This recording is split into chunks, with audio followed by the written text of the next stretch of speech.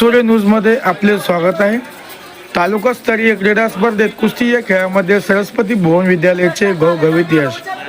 पैठण तालुका पातळी क्रीडा स्पर्धेत कुस्ती या खेळामध्ये सरस्वती भुवन प्रशाला बिडकी यांचे घवघवीत यश मिळाले। 42 वर्ष वयोगट कल्याणी नरवडे, 60 किलो वयोगट निलेश हेवळ यांनी सुवर्ण पदक पटकावले, तर युवराज नरवडे, युवराज बारबैले, अविनाश टेके यांनी रौप्य पदक, तर सुदामा वीर, ऋत्विक ठाणगे कांस्य पदक पटकावले आहे। विजय विद्यार्थ्यांना क्रीडा शिक्षक प्राध्यापक अनिल कांबळे, राहुल शिंदे, शेख आसिफ यांचे मोलाचे मार्गदर्शन लाभले।